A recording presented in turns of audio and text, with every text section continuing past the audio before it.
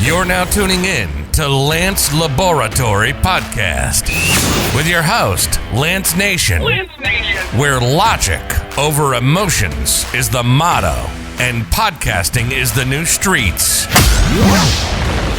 Thank you for tuning in to another episode of Lance Laboratory Podcast, here with your gracious host at Lance Nation. I just wanted to provide some updates for you on the whole Atlanta Park murders. So, as we last heard, there was a stabbing up in Piedmont Park. A 40-year-old woman who got stabbed as she was jogging at 10 p.m. at night, right? And I also explained those other two mysterious suicides.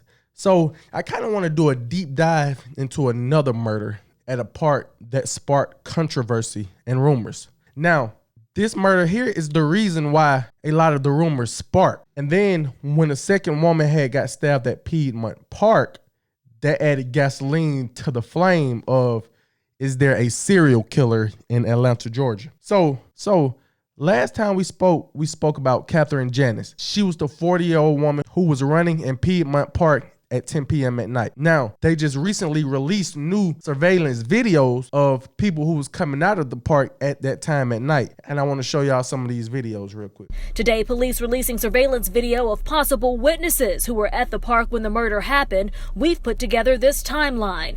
At 12:09 a.m. last Wednesday, this is one of Katie's last moments, walking her dog across the Pride intersection in Midtown on 10th Street.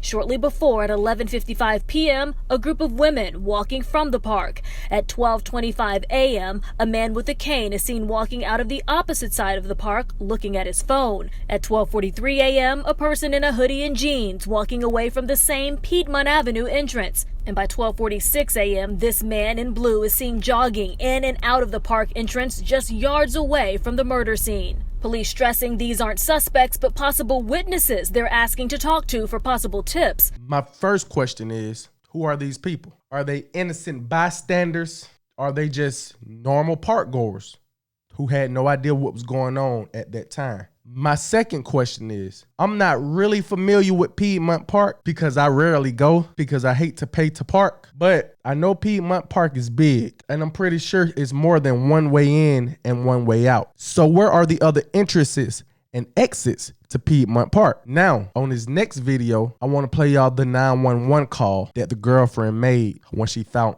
Katie Janness in the park dead. By 1:11 a.m., Atlanta 911, operator 7959. What's the address to your emergency? Emma had made the awful discovery and called police. I'm at the entrance of Piedmont Park.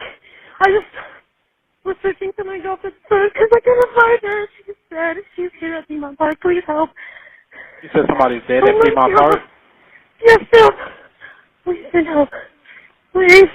All right, yes, ma'am. I'm going to send help to you. Oh, my God. Oh, my God.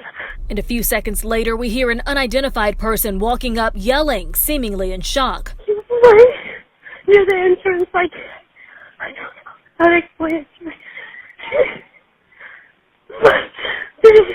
Did you just see that? That's my girlfriend. What? Yes. All right, hold.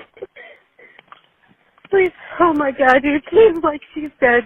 Like, it's so fun. All right, I'm about to call Grady, okay? Now, as we see, when she made that frantic phone call, we heard in the background a person approach her. Who was that person? Was that person one of the people who was caught on camera? These are the questions that I have. Now, politicians such as Fani Willis, who is the Fulton County DA, she came out and recently denounced rumors of an alleged serial killer. Willis asking the public to take safety precautions as well, issuing advice that no one go to Piedmont Park alone right now. I love Piedmont Park as well, but at this time we're asking that you go with 3 or 4 friends when you're there, and that you're not alone at night, and that we just make sure that we all take safe precautions. 40-year-old Katie Janness was found stabbed to death in the park last week. The killer is still on the streets. Willis expressing her support of the FBI joining state and local police in the efforts early on. In this case, we thought from the beginning, and APD wisely thought from the beginning,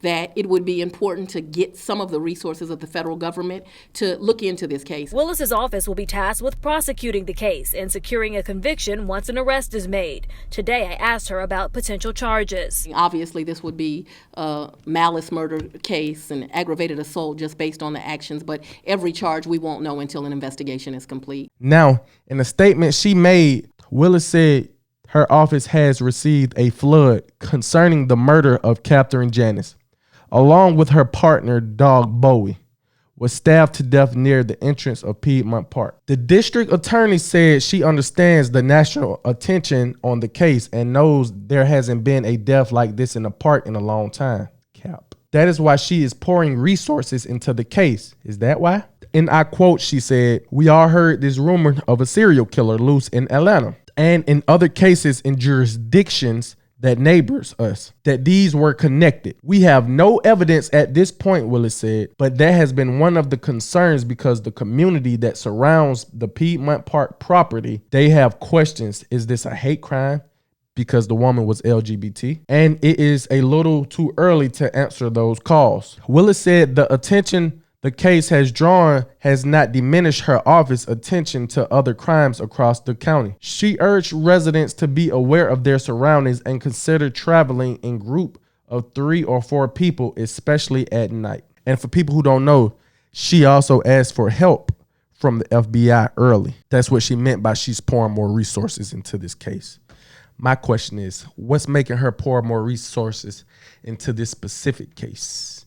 Is it because of the woman's sexual orientation, or is it because of the woman herself? Because I'm a little confused on why she's pouring specific dollars and resources into this specific case heavy, and we still have other murders of small children who hasn't been solved within this county. What makes a Fulton County DA pour more resources into a specific case? I know she said because of the national headlines, but that shouldn't make you want to pour more resources into a specific case. And I'm not here to compare murders here. I'm just, trying to understand the whole ideology behind what made her pour more resources into this specific case. So I'm a little anxious to see what she do with this situation. She just beat Paul Howard for that seat. So as a matter of fact, by a landslide. So I'm pretty interested in seeing what she does with this case. Now, our mayor, Keisha Lance Bottom, also spoke about this case. It makes it even more difficult and time consuming when APD and our investigators have to shoot down these rumors. And it feeds into a narrative that will not help us get this monster off of the street. Police and city officials saying that there's no evidence, despite rumors that this was a hate crime or the work of a serial killer, saying there is no evidence of that. I have to keep it real with you. I don't care what Mayor Keisha Lance Bottom got to say. I just leave it at that. I don't care what she got to say. Now, when I first came on this program, I spoke about another murder that happened before this murder here had happened. In Stone Mountain, Georgia, there was a woman found shot dead in a park. Now, Stone Mountain Park is about 17 miles from Piedmont Park, so it's like a 31-minute drive with no traffic. It says police ID DeKalb teen found shot to death in Gwinnett Park. From the Atlanta Journal-Constitution, police have identified a Lithonia teenager found shot to death Wednesday morning at a Gwinnett County park. The body of 18-year-old Torri Lang was discovered about 6:30 a.m. underneath a tree at Yellowstone River Park near Stone Mountain. Gwinnett Police spokesperson Officer Valley said at the scene, police responded to an unknown medical call after parkgoers discovered Lang's body during their morning walk and called 911. Val said the teen was found in a grassy field with apparent gunshot wounds, she said. Police are still working to determine what led to the shooting. More than a dozen investigators remain on the scene Wednesday afternoon collecting evidence from the large field in the 691-acre park. Damn, that's a lot of it. And I quote, Val said, "We don't have any motive right now," Val told the Atlanta Journal-Constitution. "We don't have any suspects or any leads." Lang was identified as the victim after police released photos of her tattoos to local news outlets. Her family recognized the distinctive tattoos on her neck and wrist and contacted law enforcement, police said. Horrible, horrible story. 18 years old, found dead, shot in the park. Now, both these women were actually found on the same day, on July 28th. One woman was found at 6 a.m. that morning, and the other woman was found later on that night. 2 mysterious park murders that has yet to be solved. I want to share with y'all today a post that went kind of viral and that had everyone on edge. And this is the reason why all of these politicians are now coming out and denouncing these rumors. I want you guys' thoughts on this. So from an Instagram post from a woman named Yonita, she posted, "This is very serious," with the caution sign at the top. "You've all heard about the Piedmont Park murder, surely. But now FBI is stepping in on this case, pointing to the possibility of a serial being on the loose in Atlanta and surrounding areas. Crime in ATL is not uncommon, but these are. She was killed, and then the killer stayed for a while, mutilating the body in very twisting ways.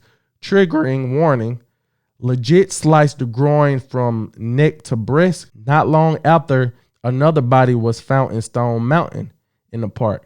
The reason, the only way of identifying the body of the Piedmont were some tattoos, is because of the gruesome, sick way she was mutilated. Reports of another female body are coming in this morning from Norcross. Spread the word to your friends, co-workers, and family. Think twice about running outside drunk. Don't be in parking lots or random spaces. Otis, my sister BF, is roommates with a Norcross cop, and he just told them that they just found a girl chopped up in Norcross tonight. So everyone, please never be alone anywhere. There's something horrible going on right now." Okay, I don't know what to do with these screenshots except share them. Why is nobody talking about this? Cause what in the ookie spooky criminal mind shit is this? So did I tell you the details that the police are not releasing? The other person said no. Okay, so her vagina was cut up. She was sliced from groin to her neck. He sliced off the breast and cut off her eyelids. This is an active serial killer investigation. They have no suspects.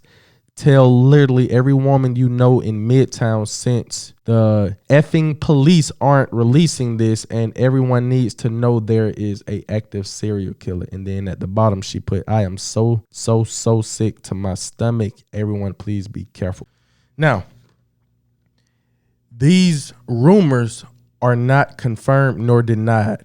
I haven't read about a Norcross case. I haven't seen that anywhere. I have not heard that this woman was sliced and mutilated in Piedmont Park. I have not heard that. So as more stories are developing, we don't know if this here is true or false. We don't know. All we can do is wait and see what comes out within the next coming days or weeks. I want to say thank you for tuning in to this episode of Lance Laboratory Podcast. What are your thoughts? Please let me know down in the comment section. Do you actually believe that there is a serial killer out here in Atlanta? Remember, Atlanta is no stranger to serial killers. Please let me know. Please like, comment, share, and subscribe. And tune in next time to Lance Laboratory. Thank you. Thanks for tuning in to Lance Laboratory, where we only challenge thought-provoking perspectives. Until next time, please like, comment, share, and subscribe.